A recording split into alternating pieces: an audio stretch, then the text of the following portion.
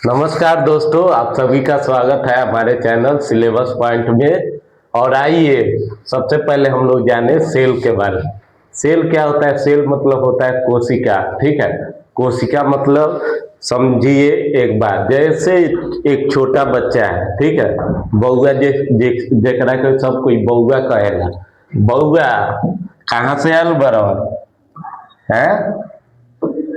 हई बउआ, ठीक है।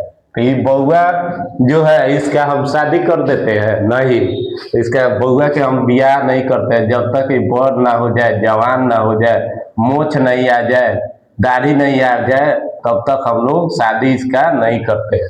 समझ में आया? अब देखिए मेन बात है सेल का। तो सेल सेल में क्या हम लोग देखते हैं कि सेल जो होता है कोशिका, कोशिका जो होता है वो जीवन की संरचनात्मक एवं क्रियात्मक इकाई होता है। संरचनात्मक, समझे? संरचनात्मक और क्रियात्मक, स्ट्रक्चरल और फंक्शनल, ठीक है, ये याद रखिएगा, समझे?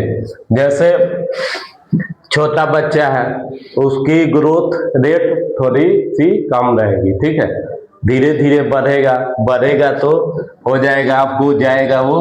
तब कैसे बढ़ रहा है, मेन बात है ये चीज कि कैसे भाई बढ़ रहा है।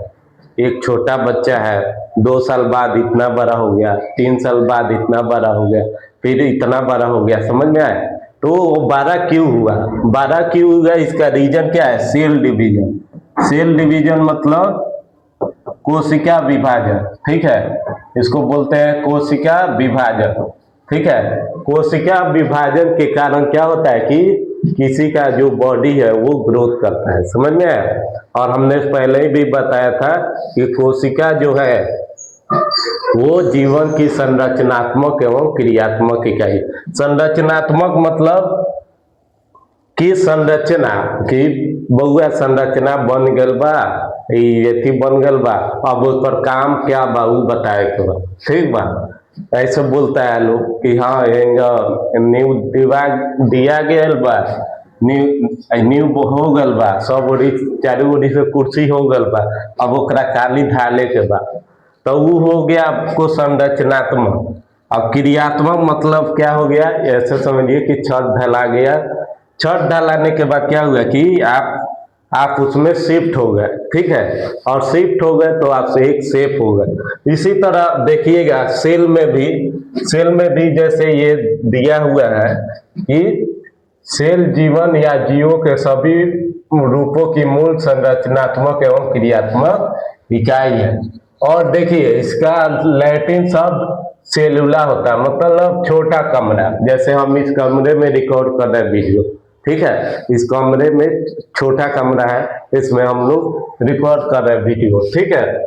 अब देखिए एक जैविक कोशिका में मूल रूप से अर्धपरावर्ती सेल झिल्ली होता है, अर्धपारगम में झिल्ली होता है, ठीक है, अर्धपारगम में ये नहीं होगा, ठीक है, अर्धपारगम में झिल्ली होता है जिसमें साइटोप्लाज्म रहता है, ठीक है, जिसे आनुवांशिक सामग्री होती है, जिसमें क्या होती है?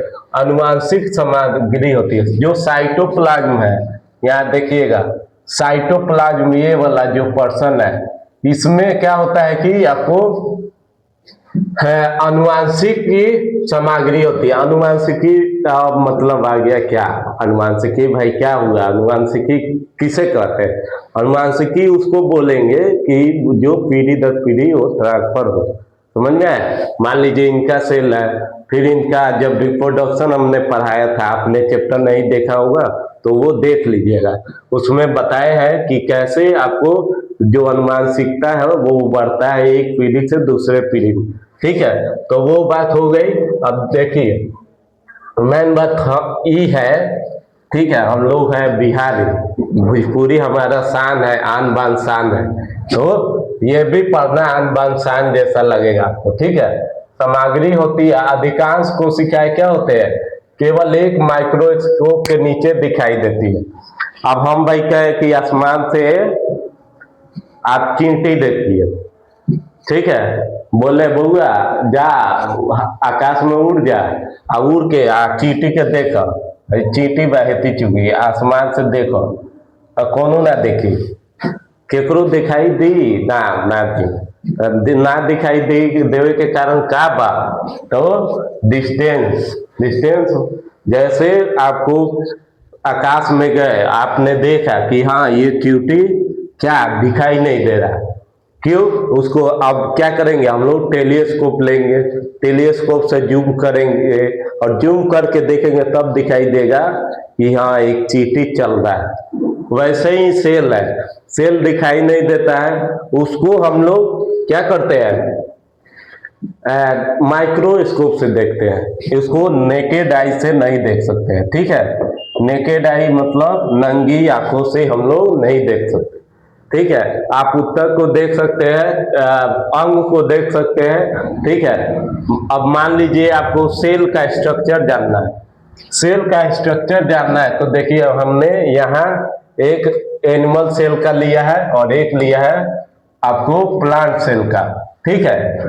अब देखिए इसके बारे में भी हम बताएंगे कि कैसे क्या होता है, दोनों में डिफरेंस क्या है, क्या इसमें है या क्या इसमें नहीं है, ठीक है, वो हम लोग देखेंगे। अब देखिए अत्यधिक अलग अलग सेल प्रकारों को छोड़कर उदाहरण में लाल रक्त कोशिकाएं और युग्मक भी शामिल होते हैं। अधिकांश कोशिकाएं प्रतिकृति और प्रोटीन संश्लेषण में सक्षम है। अधिकांश कोशिकाएं क्या होती है, संरचना और प्रोटीन संश्लेषण में हेल्प करती है। अब बोलिएगा प्रोटीन संश्लेषण क्या होता है, तो प्रोटीन संश्लेषण जैसे एमाइनो एसिड है, एमाइनो एसिड के कारण ही प्रोटीन बनता है। अब प्रोटीन जब संश्लेषित होता है तो उससे नए जीव का निर्माण होता है, समझ में आया। अब देखिए कुछ प्रकार के सेल मोटाइल होते हैं, ठीक है। 4 अरब साल पहले कोशिकाएं पृथ्वी पर उभरी। आप याद करिएगा कि 1 2 3 4 मतलब 4 अरब साल पहले पृथ्वी पर क्या आई थी, कोशिकाएं आई थी। वो भी आई थी बाहरी, और जैसे स्पेस है वहां से एस्टेरॉयड आया, और ये कहानी है, एस्टेरॉयड आया और उसमें से ही कोई कुछ अमीनो एसिड या कुछ गैसें ऐसी निकली जिससे संभव हो सका जीवन का निर्माण, समझ में आया। अब देखिए फिर सभी जीवों को प्रोकैरियोटिक एंड यूकैरियोटिक समूहित में किया जाता है। प्रोकैरियोटिक मतलब देखिए 2 सेल होते हैं, हमारा जो कोशिका है उसका 2 प्रकार है, पहला प्रोकैरियोटिक, एक यूकैरियोटिक। तो देखिए यहाँ यूकैरियोटिक है, देख रहे हैं आप, प्रो यूकैरियोटिक, ठीक है, यू मतलब तुम, ठीक है, यू मतलब तुम, यूकैरियोटिक, ठीक है, यूकैरियोटिक और प्रोकैरियोटिक ये नाम है, ठीक है। अब इसमें क्या अंतर है सर, इसमें क्या डिफरेंस है ये बताइए। डिफरेंस ये है कि आप लोग देखिएगा तो इसमें आगे जानेंगे क्या पाया जाता है। राइबोसोम दोनों में है, न्यूक्लियोटाइड इसमें है। न्यूक्लियोटाइड मतलब होता है आपको, न्यूक्लियोटाइड मतलब होता है उसमें फॉस्फेट नहीं पाया जाएगा, केवल आपको शुगर प्लस फॉस्फेट नहीं रहेगा, ठीक है। इसमें शुगर प्लस फॉस्फेट एटीपी जैसे जो एनर्जी होता है एडिनोसिन ट्राइफॉस्फेट, वो इसमें प्रेजेंट नहीं रहेगा, ठीक है। सेल मेम्ब्रेन रहेगा, ठीक है, कोशिका झिल्ली, ठीक है, और सेल वाल भी रहेगा, कोशिका भित्ति भी रहेगा। इन सम यूकैरियोटिक, ठीक है, सम यूकैरियोट्स में सेल वाल होंगे और ये फ्लैगेलम पाए जाते हैं। इसके अंदर जो फ्लैगेलम है वो पाए जाते हैं। फ्लैगेलम में ये देखिए अब कैप्सूल कुछ प्रोकैरियोटिक में पाए जाएंगे, ठीक है। यहाँ देखिए ये लेयर नहीं है, ये वाला लेयर इसमें नहीं है, इसमें न्यूक्लियस है। न्यूक्लियस मतलब पूरी तरह ये विकसित सेल है, समझे। अगर न्यूक्लियस एब्सेंट है तो समझिए पूरी तरह वो विकसित जीव नहीं है, चाहे पूरी तरह से विकसित वो सेल नहीं है, ठीक है। अब देखिए मेम्ब्रेन इनक्लोज न्यूक्लियस मतलब मेम्ब्रेन किसके निकट है, इनक्लोज न्यूक्लियस के निकट है। ये मेम्ब्रेन जो देख रहे हैं इसमें कोई मेम्ब्रेन नहीं पाया जा रहा, तो ये कारण हो सकता है जिससे आपको देखना होगा। समझ में आया? अब चलिए अब यूकैरियोटिक और प्रोकैरियोटिक के बारे में आपने जान लिया। अब हम लोग जानेंगे हम लोग क्या कि आगे इसके सर क्या होगा और क्या आगे पढ़ना है ऐसा कि वो इंटरेस्टिंग होने वाला। अब देखिए मेन बात आती है कि प्रोकैरियोटिक जो होता है वो सिंगल सेल होता है, ठीक है। प्रोकैरियोटिक क्या होता है? एक सिंगल सेल होता है। अब सिंगल सेल मतलब होता है कि एक कोशिका से मिलकर बना हुआ है। समझ में आया? प्रोकैरियोटिक। अब देखिए अब क्या है कि और आर्किया और बैक्टीरिया शामिल है। प्रोकैरियोटिक सिंगल सेल में कौन शामिल है? आर्किया और बैक्टीरिया, ठीक है। बैक्टीरिया शामिल है। कुछ बैक्टीरिया ऐसे होते हैं जो नहीं दिखाई देते और वो जाके बॉडी में फंक्शनिंग का काम करते हैं। फंक्शनिंग मतलब जो क्रिया उनका है कि दूसरे को नुकसान पहुंचाना, फीवर हो जाता है, कभी का आपको जैसे अपच हो जाता है, चाहे ऐसा कोई और चीज जो बॉडी के मूवमेंट को क्या कर रहा है, प्रभावित कर रहा है, वो आपको आ जाएंगे बैक्टीरिया चाहे वायरस आते हैं, ठीक है। जैसे वायरस आया था कोरोना वायरस जो पूरे देश को पूरे विश्व को हिला कर रख दिया था, वो दिखाई नहीं दे रहा, तो वो ऐसा सिंगल सेल स्ट्रक्चर वाले जीव है। समझ में आया? जो क्या करते हैं दूसरे के बॉडी में इंटर करके अपना काम करते हैं और उनको नुकसान पहुंचाते हैं। समझ में आया? अब देखिए जैसे मान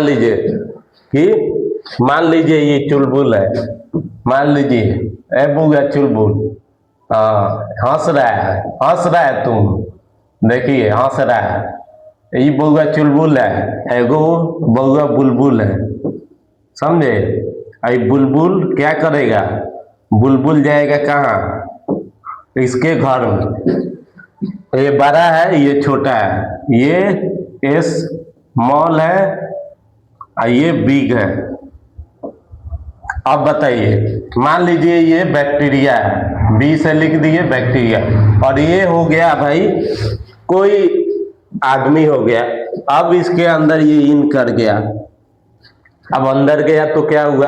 अंदर गया तो ऐसा उसमें चेंज लाएगा कि वो उसको डैमेज कर देगा। समझ में आया? इसके अंदर जैसे इन करेगा उसको डैमेज कर देगा, और डैमेज होने के कारण ये बेचारा बुखार से तड़पेगा, और तड़पेगा तो उसको एंटीबायोटिक देना पड़ेगा, ठीक है, प्रतिजैविक इसको देना पड़ेगा। तब ये बेचारा जो रो रहा था ऐसे जो रो रहा था अब हंसने लगेगा। समझ में आया? तो ये बात है कि बउआ चुलबुल और बुलबुल खतरनाक आदमी है, चुलबुल ठीक आदमी है। चलिए अब चलते हैं हम लोग, छोड़िए और ऊपर चलिए सर, ठीक है चलते हैं। आइए, बहुत आप बोलते हैं सर, आप बहुत बोलते हैं आपके लिए और आपके फ्यूचर के लिए बोलते हैं। यूकैरियोटिक सिंगल सेल या बहुकोशिकीय हो सकते हैं, ठीक है। यूकैरियोटिक होते हैं वो बहुकोशिकीय मतलब एक से ज्यादा सेल से मिलकर बने हुए, एक से ज्यादा कोशिकाएं मिलकर बने। अब मान लीजिए आपने एक घर बनाया, एक मंजिला, ठीक है, तो लोग का सिंगल फ्लैट है वही एक ही है। अगर आपने 5 मंजिला बनाया तो वो बोलेगा मल्टीपल फ्लैट मतलब बहुत सारे फ्लैट, इनके जो घर बनाए हैं इनका फ्लैट बहुत ज्यादा है, तो रेंट भी अच्छा मिलेगा, कमाने को भी अच्छा मिलेगा। समझ में आया? अब देखिए अब है कि प्रोटिस्ट पौधे, जानवरों, कवक अधिकांश प्रजाति और शैवाल कुछ प्रजातियां शामिल हैं। प्रजातियां मतलब होता है कि किसी का प्रजाति मतलब जाति वर्ग, ठीक है। जैसे हम लोग का प्रजाति मानव प्रजाति है, तो मानव प्रजाति में भी अलग अलग कलर है, अलग अलग मतलब हर चीज मतलब जैसे ही आप जाइएगा डिस्टेंस पर तो वो कदम कदम पर भाषा व्यवहार विचार बदल जाता है। उसी तरह जैसे प्रजाति होते हैं तो प्रजाति भी भिन्न भिन्न होते हैं, समझ में आया। पौधे हो गए, जानवर हो गए, कवक हो गए, समझ में आया। और ये सभी बहुकोशिकीय जीव कई अलग अलग प्रकार के सेल से बने होते हैं। बहुकोशिकीय जीव कैसे बने होते हैं? बहुत अलग अलग प्रकार के सेल से बने होते हैं। अब देखिए, एक पौधे या जानवर के शरीर को बनाने वाले डिप्लॉइड कोशिकाएं को सोमैटिक कोशिकाएं कहते हैं। एक पौधे और जानवर को, एक पौधा या जानवर को बनाने के लिए जो सेल चाहिए उसको हम लोग डिप्लॉइड कोशिका कहते हैं या सोमैटिक कोशिका कहते हैं, ठीक है, के रूप में जाना जाता है, जो हैप्लोइड गैमेट को शामिल नहीं करता, जो हैप्लोइड गैमेट को शामिल नहीं करता। हैप्लोइड मतलब क्या हुआ कि सिंगल सेल स्ट्रक्चर, डिप्लॉइड, फिर मल्टीप्लॉइड, बहुत सारे होते हैं, ठीक है। अब देखिए, प्रोकैरियोटिक में झिल्ली बाध्य नाभिक की कमी होती है और इसके बजाय एक न्यूक्लियोइड होता है, ठीक है। यहाँ न्यूक्लियोइड हुआ और यहाँ देखिए इसमें माइटोकॉन्ड्रिया ब्रेन है, माइटोकॉन्ड्रिया पाया जाएगा, इसमें माइटोकॉन्ड्रिया नहीं पाया जाएगा। नॉट फाइंड माइटोकॉन्ड्रिया मतलब माइटोकॉन्ड्रिया इसमें नहीं है, ठीक है। और झिल्ली जो होता है, ये जो मेम्ब्रेन होता है, ये वाला जो मेम्ब्रेन, ये नहीं पाया जाता, इसी में घुला रहता है, समझ में आया। तो ये होता है आपको। अब आई बात कि सर ये दो फिगर क्यों लगाए हो, ये फिगर क्यों लगाए हैं, ठीक है। आइएगा बांस लेकर ऐसे, मास्टरों खाली ये बताओ था ये वाला और दूसर चीज नहीं के बताओ था, ये दोनों काहे ला रख ले बा, ये दोनों काहे ला रख ले बा, ये सब का होई, ये सब कौन बताई? तो हम ये बताएंगे, आपका सीतेश सर बताएंगे, ठीक है। सीतेश सर बताएंगे, आपको अच्छी तरह से बताएंगे। अब देखिए, ये है ह्यूमन सेल, ठीक है, मैं ह्यूमन सेल का है, ठीक है, ह्यूमन सेल्स। और ये हो गया आपको प्लांट सेल्स, ठीक है, मतलब पौधे की कोशिका, ये हो गई मानव कोशिका। तो इसमें देखिए माइटोकॉन्ड्रिया, सही बात है, प्लाज्मा, इसमें माइटोकॉन्ड्रिया है, माइटोकॉन्ड्रियन है भाई। चलिए अब देखिए इसमें प्लाज्मा मेम्ब्रेन, तो इसमें प्लाज्मा मेम्ब्रेन देखिए है कि नहीं, प्लाज्मा मेम्ब्रेन इसमें नहीं है, प्लाज्मा मेम्ब्रेन नहीं है, ठीक है, प्लाज्मा मेम्ब्रेन नहीं है। तो चलिए कोई बात नहीं। अब देखिए क्लियर इमेज आपको दिखाई देता होगा। आप देखिए प्लाज्मा मेम्ब्रेन खोजिए, इसमें प्लाज्मा मेम्ब्रेन प्लाज्मोडेस्मा, ठीक है, प्लाज्मोडेस्मा पाया जाता है। अब सेल वाल इसमें होता है, ठीक है, तो यहाँ आपको सेल वाल है, ठीक है, सेल वाल, ये वाउटर सेल वाल जो है इसको सेल वाल बोलते हैं, ठीक है। इंटरमीडिएट फिलामेंट्स इसमें पाए जाते हैं, इंटरमीडिएट फिलामेंट्स इसमें नहीं पाए जाते हैं, वैक्यूल्स पाए गए। और यहाँ क्या वैक्यूल्स देखना पड़ेगा, वैक्यूल्स कहाँ है भाई, हाँ यहाँ है वैक्यूल्स, यहाँ पाया गया। साइटोप्लाज्म, ठीक है, यहाँ साइटोप्लाज्म है कि नहीं, हाँ साइटोप्लाज्म है। चलिए लाइसोसोम, तो लाइसोसोम, राइबोसोम है, ठीक है, लाइसोसोम, हाँ लाइसोसोम है। माइक्रोफिलामेंट है, सेंट्रोसोम है, ठीक है, माइक्रोट्यूब्यूल है और राइबोसोम है, दिखाई दे रहा है।